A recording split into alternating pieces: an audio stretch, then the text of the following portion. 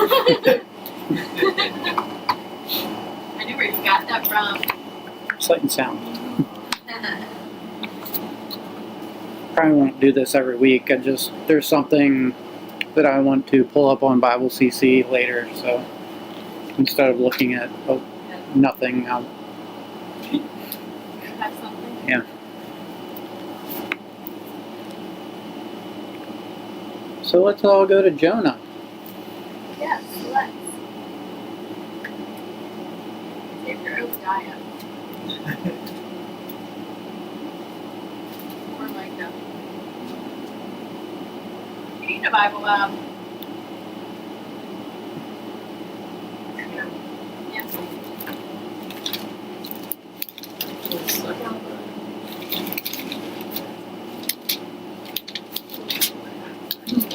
Sure.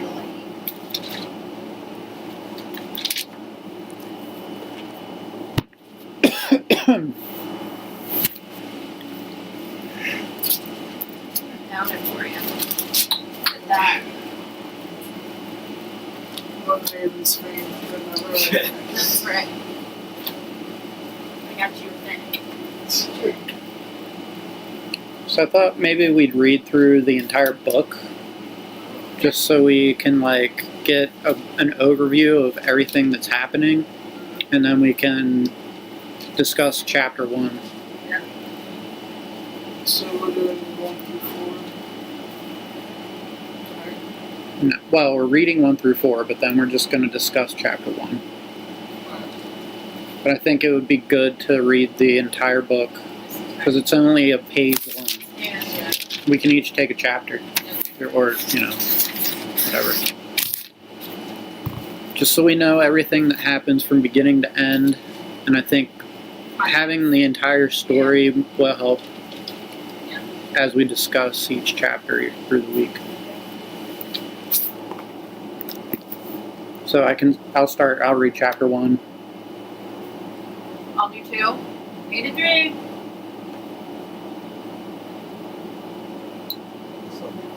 Okay. I get a pass this week. Yay. Okay. Chapter 1. The Lord's word came to Jonah, Amittai's son. Get up and go to Nineveh, that great city, and cry out against it, for their evil has come to my attention. So Jonah got up to flee to Tarshish from the Lord. He went down to Jaffa and found a ship headed for Tarshish. He paid the fare and went on board to go with them to Tarshish, away from the Lord. But the Lord hurled a great wind upon the sea, so that there was a great storm on the sea. The ship looked like it might be broken to pieces. The sailors were terrified, and each one cried out to his God. They hurled the cargo that was in the ship into the sea to make it lighter. Now Jonah had gone down into the hold of the vessel to lie down, and was in a deep sleep. The ship's officer came and said to him, "How can you possibly be sleeping so deeply? Get up, call on your God. Perhaps the God will give some thought to us so that we won't perish." Meanwhile, the sailors said to each other, "Come on, let's cast lots so that we might learn who is to blame for this evil that's happening." They cast lots, and the lot fell on Jonah. So they said to him, "Tell us, since you're the cause of this evil happening to us, what do you do and where are you from? What's your country and of what people are you?" He said to them, "I'm Hebrew. I worship the Lord, of the God of heaven, who made the sea and the dry land." Then the men were terrified and said to him, "What have you done?" The men knew that Jonah was fleeing from the Lord because he had told them. They said to him, "What will we do about you so that the sea will become calm around us?" The sea was continuing to rage. He said to them, "Pick me up and hurl me into the sea. Then the sea will become calm around you. I know it's my fault that this great storm has come upon you." The men rowed to reach dry land, but they couldn't manage it because the sea continued to rage against them. So they called on the Lord, saying, "Please, Lord, don't let us perish on account of this man's life, and don't blame us for innocent blood. You are the Lord. Whatever you want, you can do." Then they picked up Jonah and hurled him into the sea, and the sea ceased its raging. The men worshipped the Lord with profound reverence. They offered a sacrifice to the Lord and made solemn promises. Meanwhile, the Lord provided a great fish to swallow Jonah. Jonah was in the belly of the fish for 3 days and 3 nights. Jonah prayed to the Lord his God from the belly of the fish. I called out to the Lord in my distress, and he answered me. From the belly of the underworld I cried out for help, and you have heard my voice. You have cast me into the depths of in the heart of the seas, and the flood surrounds me. All your strong waves of rushing water passed over me. So I said, I have been driven away from your sight. Will I ever again look on your holy temple? Waters have grasped me to the point of death. The deep sea surrounds me. Seaweed is wrapped around my head at the base of the undersea mountains. I have sunk down to the underworld. Its bars held me with no end in sight, but you brought me out of the pit. When my endurance was weakening, I remembered the Lord, and my prayer came to you, to your holy temple. Those deceived by worthless things lose their chance for mercy. But me, I will offer a sacrifice to you with a voice of thanks. That which I have promised, I will pay.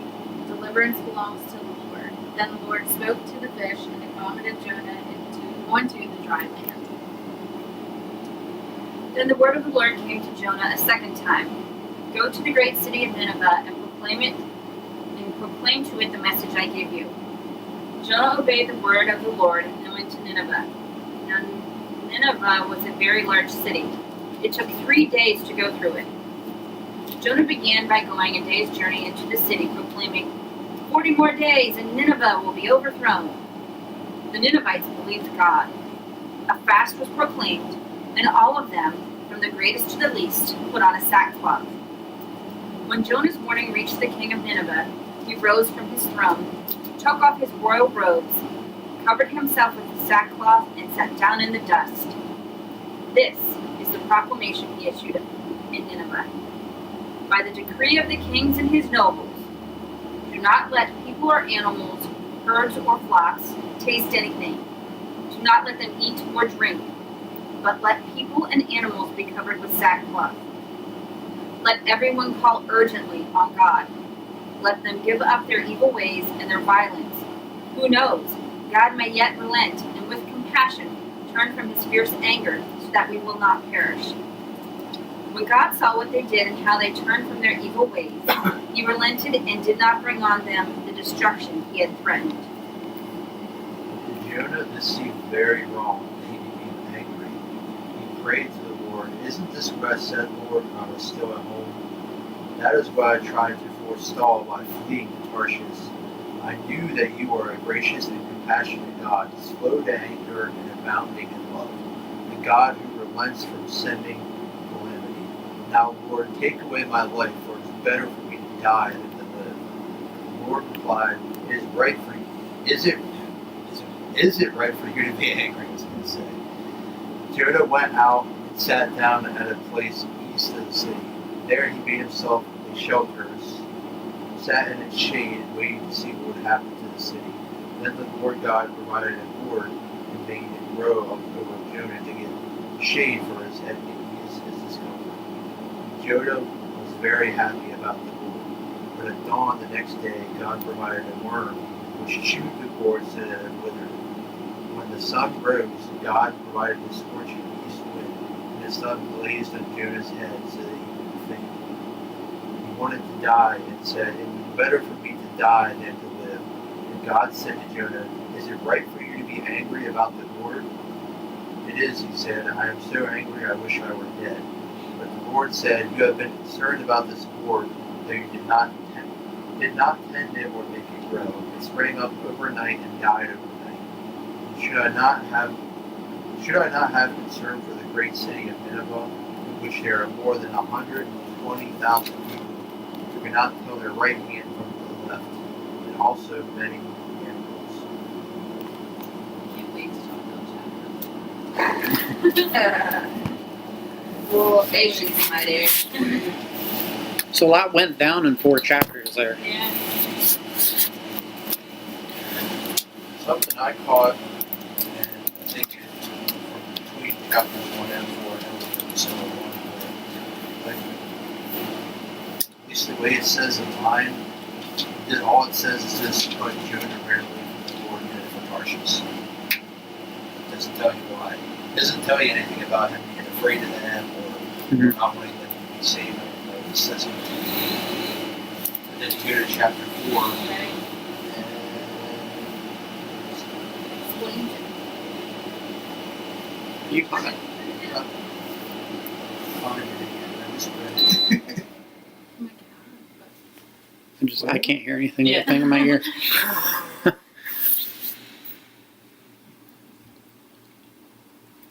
Yeah, you mean when it talks about how this is why Yeah, I fled? it's second. I think it's verse 2 in chapter 4. He said, he prayed to the Lord. Isn't this what I said, Lord, when I was still at home? That is why I tried to forestall by fleeing to Tarshish. But it doesn't bother to tell you that in the first chapter. Mm-hmm. And I just found that really weird. They don't tell you that till the end. That might not be the singular reason why he didn't go either. After like doing some research into Nineveh, well, I'll get into that. But what's interesting about the timing of this is, every Sunday before everyone shows up for church, I try to find like a live stream of worship and just play it until people get here. Well, on Sunday I decided, I'll stream Shane's church, Louisiana. So, stream the worship, and I just let it go for, and he got up and started preaching, and of course his topic was Jonah. And, so obviously I listened to it, and kind of gave me a different perspective than what I've been working on the past couple of weeks. Some things that I'm not sure I agree with him on. Other things that are like, I didn't even catch that myself. So I did add some of the things that I took from his sermon and kind of threw them in as notes. But one of the things that kind of his main point, which I'm struggling with, is that he calls Jonah a legendary loser. I don't know if you caught any of that at all. And while I agree to some point, because obviously, in this story, he's whiny and disobedient and ungrateful. But Jesus has something much different to say about Jonah. So I thought we could read what Jesus had to say about Jonah and keep that in mind as like a counter to him being such a loser. So I'll just read it. It's in Matthew. It's also in Luke too, I believe, but I'll read the Matthew version. Matthew what? 12, 38 to 41.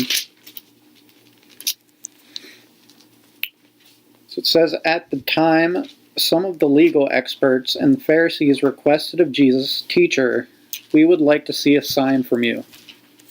But he replied, "An evil and unfaithful generation searches for a sign, but it won't receive any sign except Jonah's sign.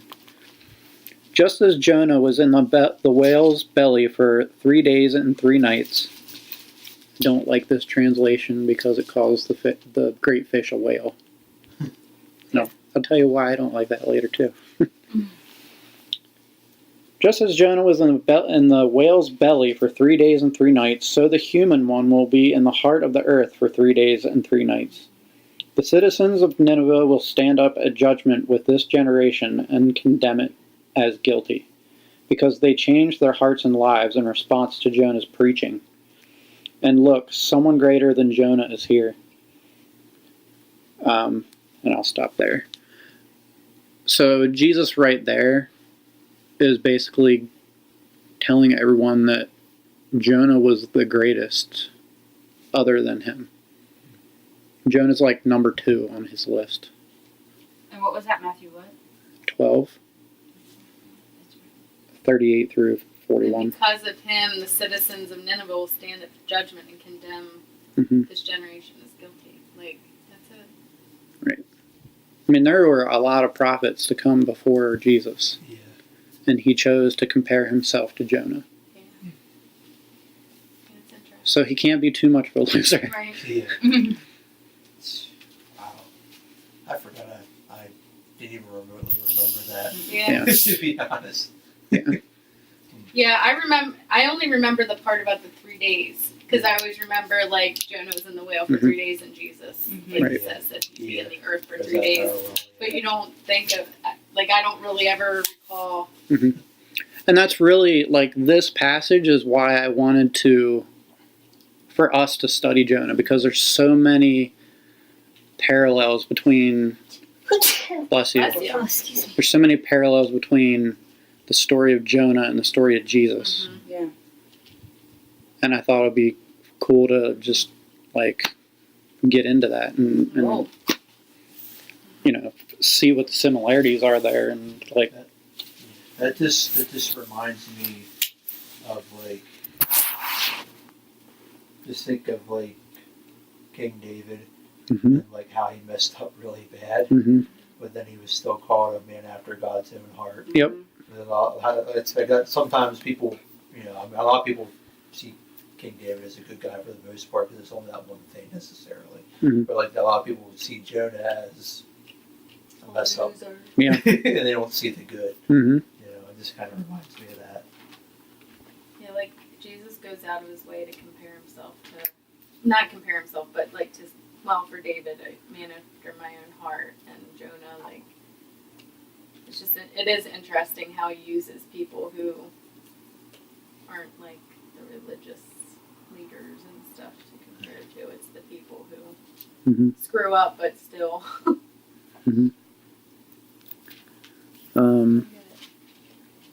So this probably isn't really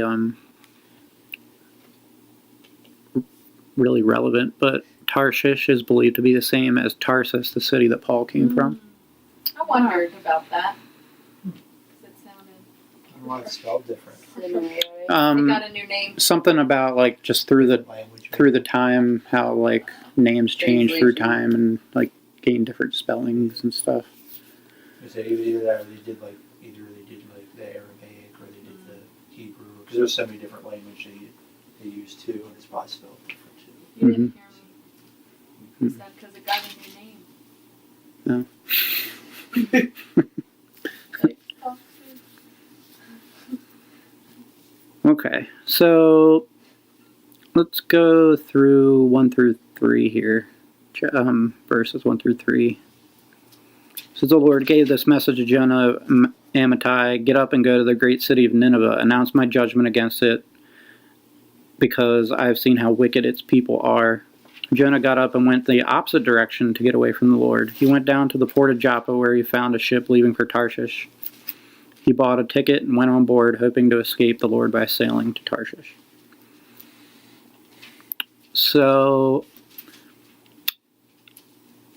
one reason that I think Jonah may not have wanted to go to Nineveh is that Nineveh is actually modern day Mosul, Iraq, Oh. Ah. which is kind of like the birthplace for terrorism. Wow. Probably wasn't a very pleasant place. Right. So Jonah, told to go to a city filled with probably terrorists. I mean, all through history, if you look at that area of the Middle East, it's just, Riddled with yeah. that. Yeah, there's a footnote that goes along with describing what went on in Nineveh. Oh. Go for it. Nice. Let me see here. It's really long.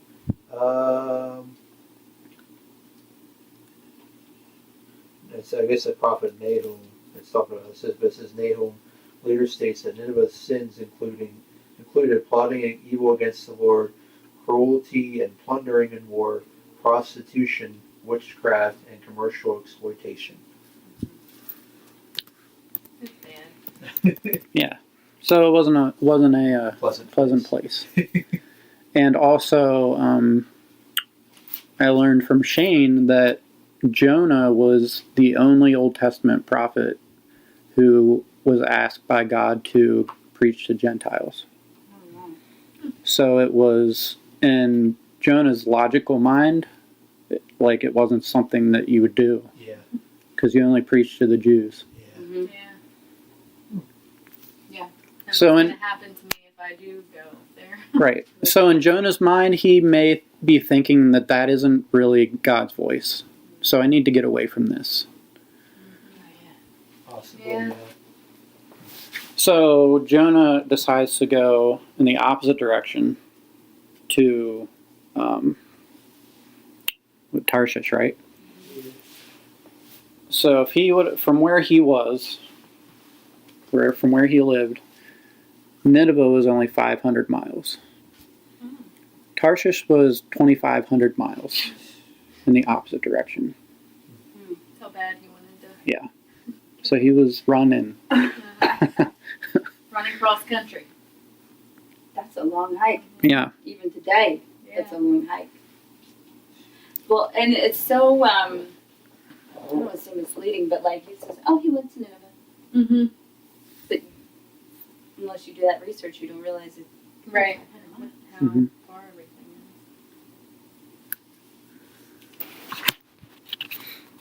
And those are the notes I have for those 3 verses. Do you guys have any?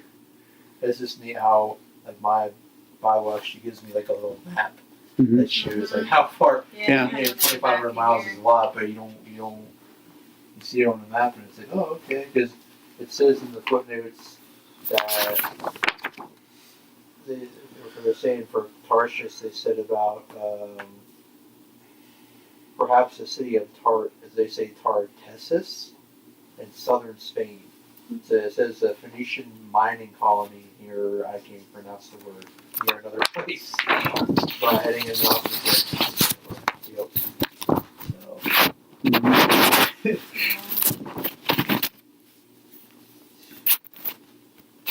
It's funny, like how God can give us a direction that's on. It's like right in front of us. It's like right there. He makes it easy for us, and we go 2,500 we go miles. 2,500 miles in the opposite direction just to get away from it. You know. I wonder how far along he was before they threw him overboard. Hmm. Yeah. Probably 2,498 miles. Yeah. That's what I was thinking.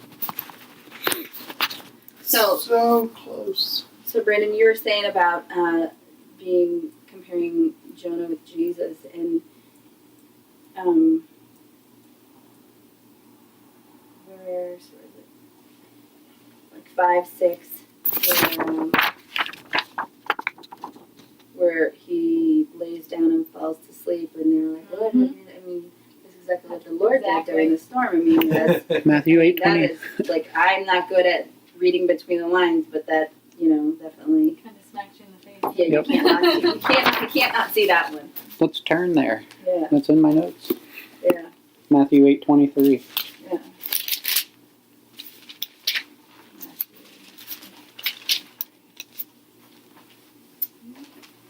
So in Jonah it says, the Lord, verse 4, the Lord prepared a powerful wind over the sea, causing a violent storm that threatened to break the ship apart. Fearing for their lives, the desperate sailors shouted to their gods for help and threw the cargo overboard to lighten the ship. But all this time, Jonah was sound asleep down in the hold. So the captain went down after him. "How can you sleep at a time like this?" he shouted. "Get up and pray to your God. Maybe he will pay attention to us and spare our lives." Matthew 8:23. Or no, what did I say? Yeah, You're right. you're right. Yep. 8:23? Mhm. Oh, because I'm looking at 9:23. Jesus got into the boat. His disciples followed him. A huge storm arose on the lake so that the waves were sloshing over the boat. But Jesus was asleep. They came and woke him, saying, "Lord, rescue us. We're going to drown." He said to them, "Why are you afraid, you people of weak faith?" Then he got up and gave orders to the winds and the lake, and there was great calm. It's like the same story. Yeah. So do we think that in Jonah? So in Matthew, Jesus says, "You have little faith. Why are you so afraid?" It's like he got up and he's like, "Guys, seriously, really bad." So do we think that in Jonah, that's why Jonah just stayed below, because he's like, "I know the Lord's doing this and He's gonna see us through it. Like, I'm just gonna sleep." Like, is that what we think? And so, like, all of his other shipmates were freaking out because they didn't know, they were praying to their gods because they didn't know it was God. But Jonah did, so Jonah was just like, "I'm gonna chill." I know. I wonder too, like why he You know what I mean? was, because Mhm. it doesn't really say. It just says that he went down to the hold of the vessel to lie down and was deep in sleep. Like it doesn't say. And he was calm because he trusted in the Lord to. You know what I mean? Meanwhile, there's like chaos up on Yeah. deck. They're throwing stuff Mhm. overboard to lighten the load, and they're like, "But Jonah, he went below deck, where he laid down and fell into a deep sleep." Or was he like just running that hard that he wanted to just be away I from go it all, below deck. hiding God from can't see me. yeah, Mhm. like hiding from it all. I kind of like took notice to how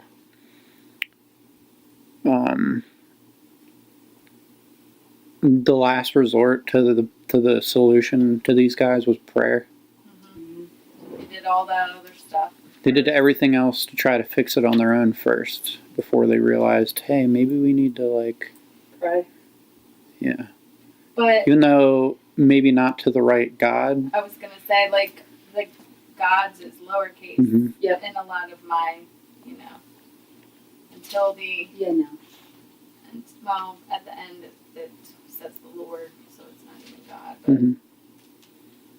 yeah. But like still the human response is to try to fix it on your own.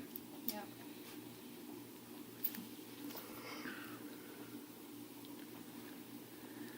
So then the crew cast lots to see which of them had offended the gods and Yeah, I wanted to caused talk the about terrible this. storm.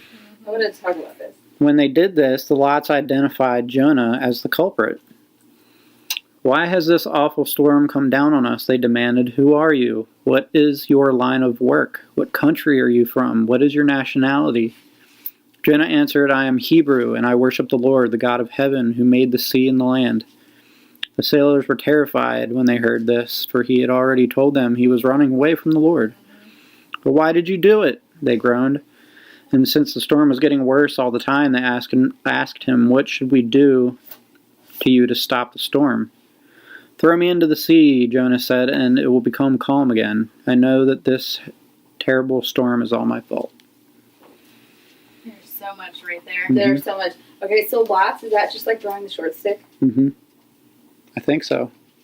I know, like casting lots. I'm pretty sure that's what it is. It's like drawing the short So stick. obviously God had it all planned out that Jonah would get the short stick. Right? So what jumped out to me when we read that was when they identified Jonah, they said, what kind of work do you do? Where do you come from? What is your country? And from what people are you? And he said, to answer all that, I am Hebrew and I worship the Lord, the God of heaven. So, what kind of work do you do? Where do you come from? Like he's saying, I'm a worker for the Lord. That's Mhm. what he was saying. And I thought that was neat. Like he didn't say I'm a carpenter, I'm a blacksmith. Mm-hmm. I worship the Lord. Something that sticks out to me is verse 10, when it says that they were terrified, said, what have you done? The men knew that Jonah was fleeing from the Lord because he had told them. And it just, like, it makes me think about, like, how that's why we have to be, like people listen to us. Mm-hmm. Like, when we Yeah. say stuff. Like, he probably could have said anything to them, but they remembered that he was fleeing from the Lord. You know, like, they remember that. Mm-hmm. And then so they think, well, and it Rip 'em. it's interesting too, because like they're praying to their gods, lowercase g, but they remember hearing that he was running from God. So they're clearly noticing that his God has power. Yeah. Because why else would they ask what he's done to like kick off the God? Well, and then at the end in 14, they're pleading with him, Lord, don't let us die for taking this man's life. Mm-hmm. Then they're pleading with God, big G. Big G. I'm kind of like questioning where Jonah's head was Yeah. here, because it seems like he's still trying to get away with it, Mm-hmm. because Don't he's make me- he's obviously there with them while they're casting lots, already knowing that he's the one that's He's going to be called out. yeah. Yeah. But he doesn't tell them. He just lets them go ahead. Uh-huh. Like he's not And- even upfront about it. Yeah. Like, Almost like what? So what if he didn't draw the Right, short right. stick? Right. because I just looked this up, and it says,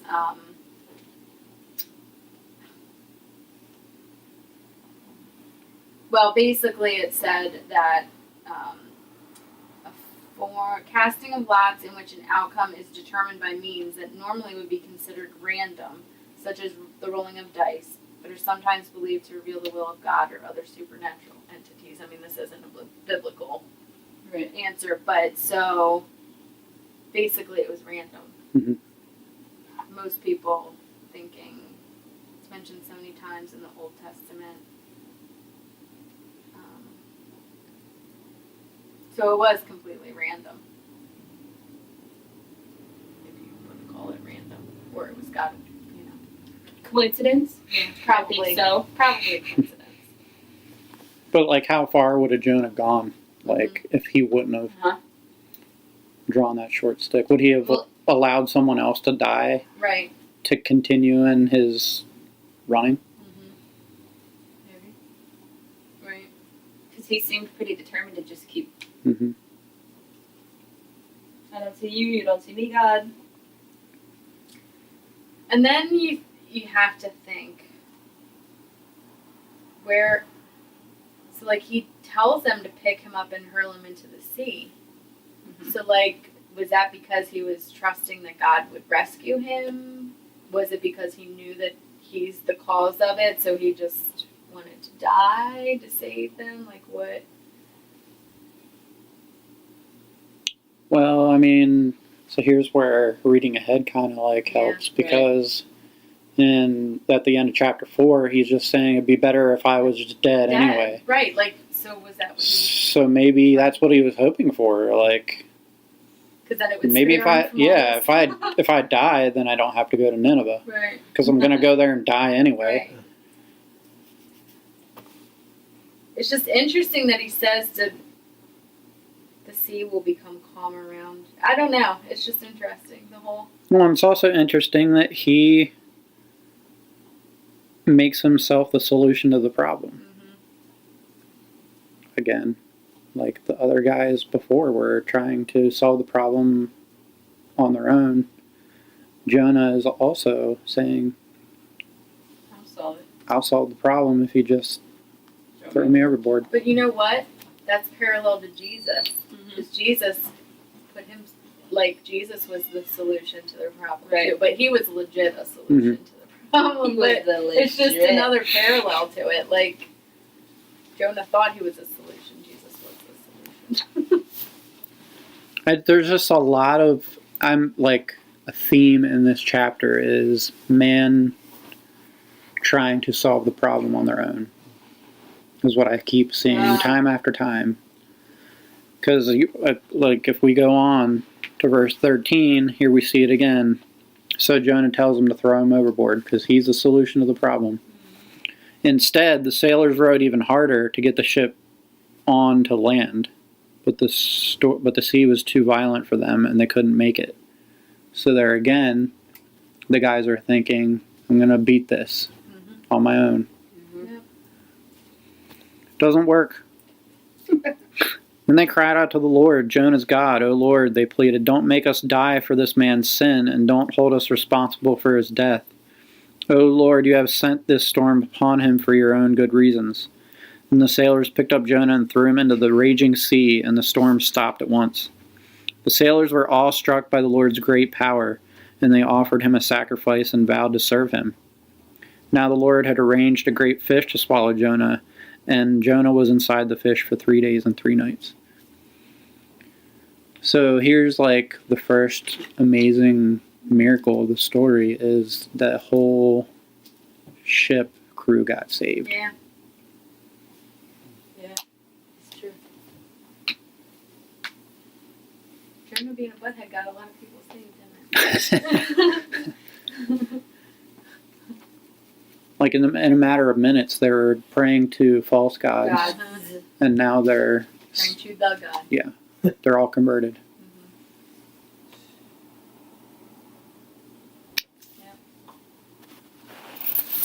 So to that point, how many people could we have? Well, and that to a point I wanted to make, which I heard Shane talking about. Yeah, It was up here. Were you going to talk about it? Yep. Okay. because he said a few things that I am also struggling with. Okay. I was up here and I could hear it through the. Mm-hmm. Could hear it. So here's something that is like a new concept to me. I don't know if like how many of you have ever heard Jonah preach before, but the story is always about Jonah. What can we talk about the perspective of the other people on the boat? What's going on in their heads?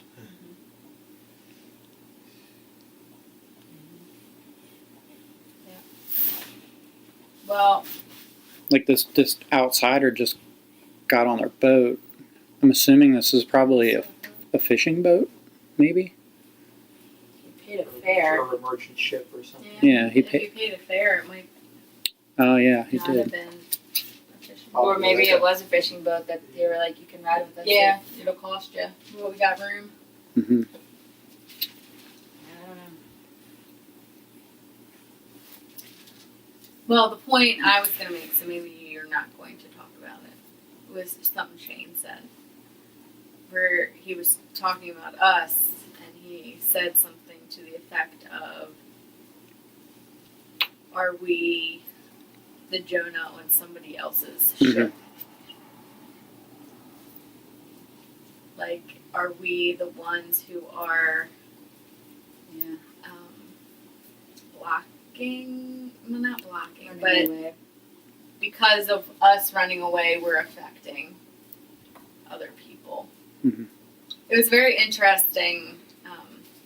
So he was basically saying we need to take a look at the people in our lives and see who we need to throw overboard. Overboard.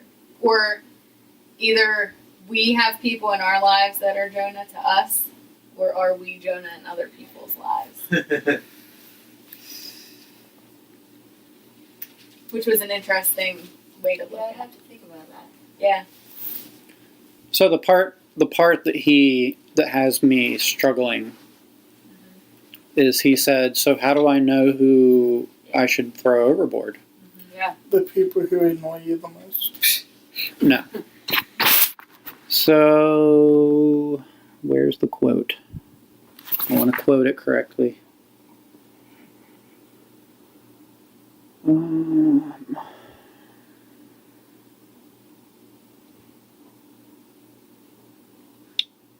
How do I know who I need to throw off my boat? The person who is comfortable while everyone around. The person who is comfortable while everyone else around is struggling.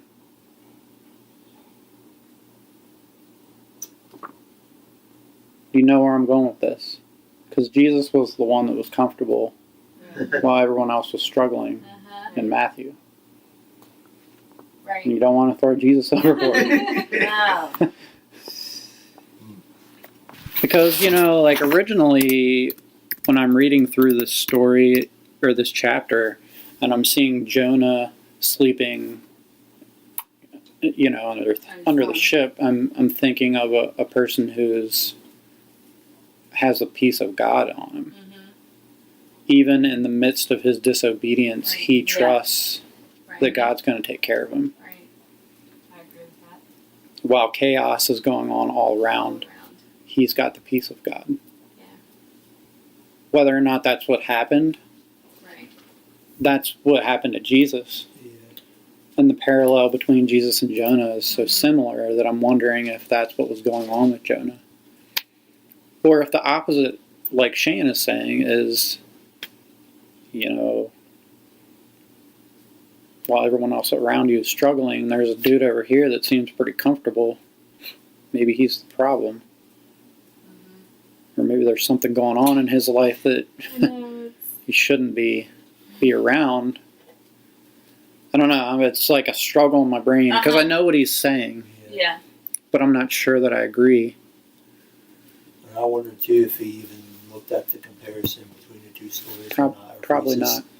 Because it doesn't sound like he did. I mean, He's coming at him from a different way. Yeah. Yeah, he's looking at this story at a completely different angle Yeah. than I am.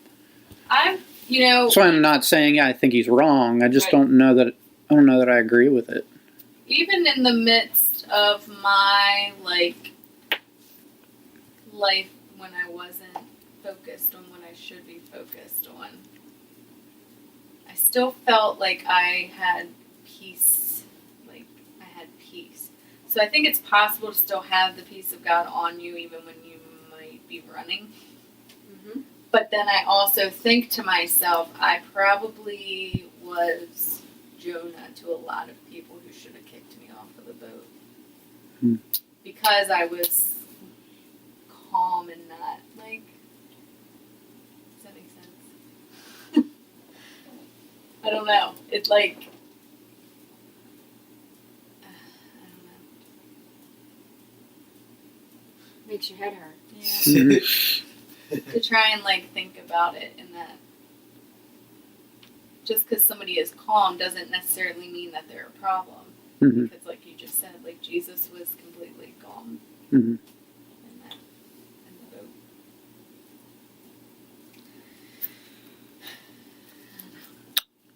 Mm. Well, and I'm just kind of wrestling with. It wasn't the people on the boat that was causing the problems. Right. It was Jonah's actions or lack of actions that caused God to stir the sea. So, the people in my life that are causing waves, who I may perceive as not necessarily Christian, it doesn't mean that. I don't know. I know. Do you know what I mean? It's a Like, doesn't mean that if I can't take it from there. I get Gotta the think about it. concept. I get what he's trying to Mhm. say, but like I don't know. But I thought like when I heard him say it, I thought that's interesting. Like, because I feel like whenever people say like there's somebody that you probably should whatever, like usually people can think of at least one person in their life where they're like, yeah, they might be the cause of some of my problems. You know what I mean? Like There are certain people that there's certain people are that toxic. yeah, That's what I would say. yeah. But I don't know if that's what he's trying to get at. I know, like, I don't know either, because I, like, throughout the last couple years, I've recognized a lot of those people and, like, had to get away from it. But then, what if by doing that, you're taking away the possibility of them seeing the Lord's profound reverence and then missing out on that? Because had he not gotten on this boat, then they would not have ever seen that. Mhm. Alrighty then. Wow, my Maybe- brain Well, is I think officially I'm done for spent. the day. Moving right along. Am I ruining all of your childhood, like vacation Bible like, school I just like Jonah that's story. what I just Well- want to see. And the As funny long part, as we don't talk about the coat of many colors, then I'm fine. That's Joseph, yeah. The funny part though is they like pay not that much attention to the fact that he was in the belly for 3 days and 3 nights. Like, okay, that's in chapter 2. Never mind. Yeah. I'm like, because mine ends and it just says, then he was in the belly. Yeah. 3 days, 3 nights. cliffhanger. There's something. I mean, are we good to move on from? Yes, please. Please. Yes. Now that all your brains hurt. Something that's really cool. In verse 17, says, "Meanwhile, the Lord provided a great fish to swallow Jonah." The word "provided" there. I wanted to pull up Bible CC and show you something. This is pretty neat. That's pretty neat. Can you see that? Now with my glasses, make I it. I can. should be able to, but The no. word of the Lord. I can see that. Why is it so small? Before I had glasses, I wouldn't be able to see it. I got glasses. Read it away, Bob. Yeah. I need glasses. Let me pull up the interlinear. Oh gosh.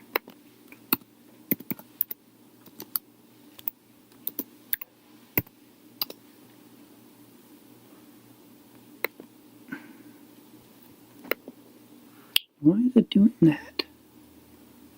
I really have to click through every. Well, at least I have to just click once for every single one. Bless you. Okay, God's making your work. here's where this word "prepared."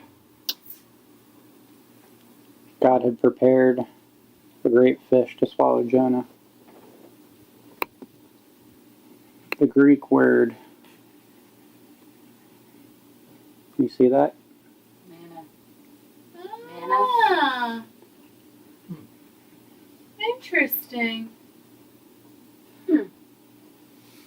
Which is a type of smaller food.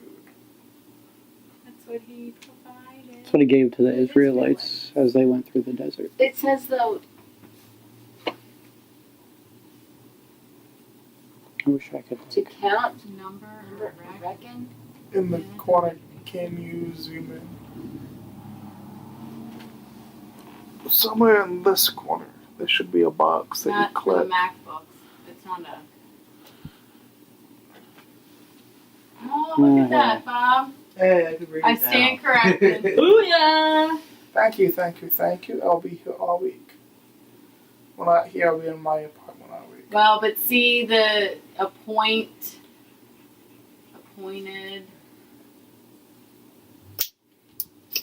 Like, to be appointed. That's interesting. Is that the same manna?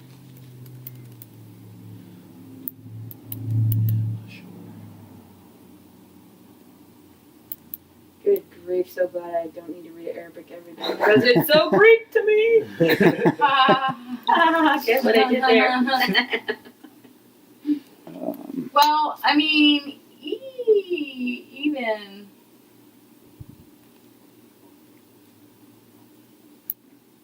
I mean, even if it's not. Maybe it's not the same manna. But even if it's not, it's still kind of Still interesting. cool that it's. It's a type of smaller fish. So Wikipedia says MANNA or MANA is the edible substance that God provided for the Israelites. But that's MANAH. Let's see what it says. So I want to hear why it's wrong that it's a whale. Because I'm not really worried about whether it's a whale or a big fish. Mhm. Yeah. I Could have just been a want to know what the dolphin. argument is. Okay, that's my last argument. Jonah and the dolphin. He's talking down about that. Jonah and the shark. Oh, I did have another good note here on why storms may come. Why does God send storms? So you appreciate this one. Sometimes storms are sent to realign our spiritual path and keep us from going too far from what He's called us to do. So, like, literally, Jonah was going 2,500 miles in the opposite direction, and God sent a storm to stop him before he got way too far. So, like, when storms in our life come and we're wondering, like, what the heck is going on? It could be because God's sending a realignment to put us back, knock us back onto the right path. There's a song, like after we're done that, I think we should play that just fits this really well. I'll tell you later though. Okay. There is a relevance to the use of the fish. Are you familiar with the word ichthys? Not a clue. I got it on me. Yep. Ichthyology. So the ichthys is the Jesus fish. Okay. Okay. Ichthys is the Greek word for fish. The word was made into an acronym or a word formed from the first letter of several words, such as ichthys compiles to Jesus Christ, God, God's Son, Savior.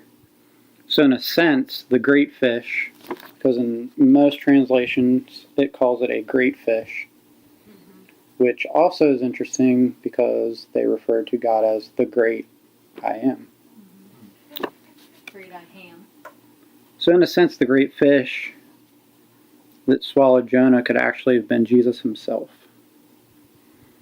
Or even as a symbol of Jesus as the fish saved Jonah from perishing. Also interesting that Scripture refers to the fish as the great because the God is also referred to as great I am. So the fish in the Greek, the ichthys in Greek fish, is actually like other words for Savior and Jesus Christ and God's Son. So the fact that God sent a great fish, not a whale, is very like symbolic of Jesus coming to save. Jonah and Also, the great squid. Another interesting side note is that the Jesus fish is synonymous with house churches. It was a common symbol used to identify that there was a church in this Didn't house. they put it on their door Yep. frame or something? So people would put a Jesus fish on their door frame outside so people would know that there is a church inside the house. Wow.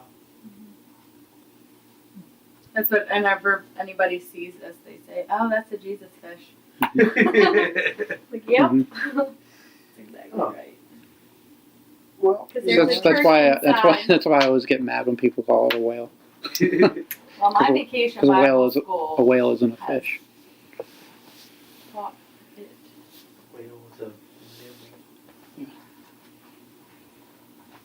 So that's all I have for chapter 1. Anyone else have anything that stands out to them? Want to add, comment, tune in next Argue. week, folks. tell me I don't know what I'm talking I about? think If it's you didn't know what you're talking about, I think it's clueless. interesting. Like I totally wasn't thinking of this when I was driving home today from work, but like the song "I Surrender" that we sang tonight. Like, what are those words? Like a rushing, like a mighty wind, Jesus stir within, like a mighty storm. Like, just thinking of as I was singing, I was like, oh, wait, we're gonna talk about that in Jonah tonight. Like so it kind of goes along with your storm, but like Mm-hmm. it's interesting. I like that. That's all I have to say. It's funny because, like, before Jesus. you explained that to me, it was always easy for me to think, because I would always think as the fish is a bad thing, because of being in, like, the stomach of a fish would not be a Pleasant. good place to be. But I'm like, wait, I guess the fish technically did save him from to drowning. have to be immediately. Because I completely forget about that. Oh, yeah, he's out in the Mediterranean Sea. Maybe Mm-hmm. if that wouldn't happen, Like you might not don't be think of alive. it as it being a provision. Yeah. Like God providing. So Which kind of goes along with the whole manna thing, Yeah. because God provided provided. the provisions that the Israelites Right. needed. Although, like, I've heard the literal translation of manna is "what is this?" Right. So it probably was unrecognizable to Yeah. people, but it was sustenance that they needed. Mhm. It's what they needed to survive. Yeah. God sent what they needed to survive in the form of food. In this case, It was God a fish. provided what Jonah needed to survive, which was a fish. So my question is that it says that when Jonah jumped out of the ship, the seas were calm. Mm-hmm. For the people on board, he said, trust me over, God will do it. But when he was in the fish, were the seas still raging for him? Like you know what I mean? Like in my head, I saw like on the top part of the sea where everything was calm, but then I saw Jonah and the fish under. Like, is it still turbulent down there? I guess that's my question. Mhm. And maybe since he was grappling with, I'm not following you, God. So maybe that's why God gave him that provision. That's how I saw it. He does kind of describe a little of what he went through in chapter 2, so next week. Yeah. It's good. Cool. Good stuff.